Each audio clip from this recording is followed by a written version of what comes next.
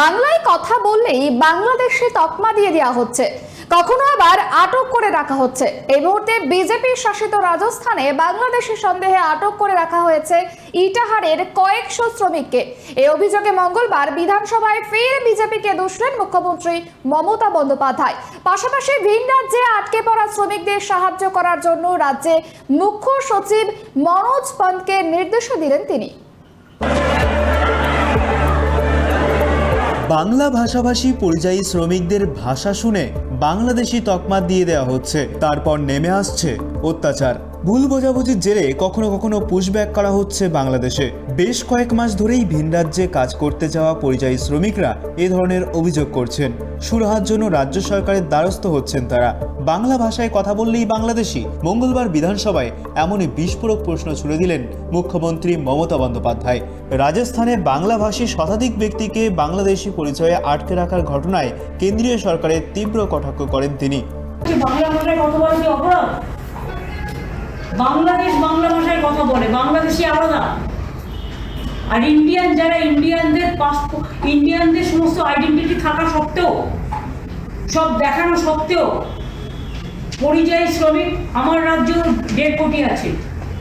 সব রাজ্যের লোক আমার রাজ্যে কাজ করে, তাদের তো আমরা কখনো অসম্মান করি না, আমার করা উচিত নয়। কিন্তু আমাদের বাংলা ভাষায় কথা বলা কি অপরাধ? বাংলা ভাষায় কথা বললেই বাংলাদেশি বলে দেওয়া, তকমা দিয়ে তাকে আটকে দেওয়া হচ্ছে। বাংলা ভাষায় যারা কথা বলে তারা কি অপরাধটা করেছে এই বিজেপি সরকারের কাছে, এই বিজেপি পার্টির সরকারগুলোর কাছে, যে তাদের সবাইকে বাংলাদেশি আখ্যা দিয়ে বন্দি করে রাখা হচ্ছে, তাদের বাংলাদেশে পুশ করে দেওয়া হচ্ছে, তাদের উপর অত্যাচার হচ্ছে।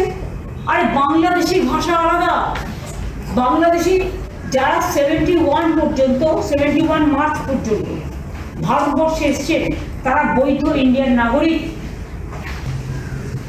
নেতাজি সুভাষচন্দ্র বসু কি ভাষায় কথা বলতে, রবীন্দ্রনাথ ঠাকুর কি ভাষায় কথা বলতে, সব ভুলে গেছে এরা। স্বাধীনতা আন্দোলনে সবচেয়ে অগ্রণী ভূমিকা কারা নিয়েছিলেন? নবজাগরণ, সমাজ সংস্কার, সবকিছুতে বাংলা দেখলেই অত্যাচার করতে হবে, তাহলে বলে দিন বাংলা নিষিদ্ধ।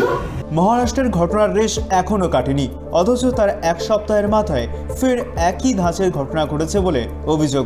উত্তর দিনাজপুরের ইটাহারের মান্নাই অঞ্চলের খিসাহার গ্রামসহ পার্শ্ববর্তী গ্রামগুলি থেকে 300-এর বেশি পরিযায়ী শ্রমিক রাজস্থানে কাজ করতে গিয়েছিলেন। অভিযোগ, বাংলা ভাষায় কথা বলার অপরাধে তাদের বাংলাদেশি সন্দেহে আটক করে রাখা হয়েছে।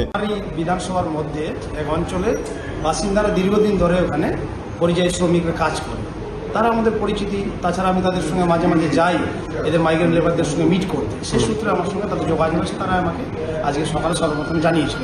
খবর প্রকাশ্যে আসতেই আবারও সরব হয়েছেন মুখ্যমন্ত্রী। রাজ্যের মুখ্য সচিব মনোজ পান্তকে অবিলম্বে রাজস্থানে হেনস্থার শিকার শ্রমিকদের সঙ্গে যোগাযোগ করে তাদের সাহায্য করার নির্দেশ দিয়েছেন তিনি।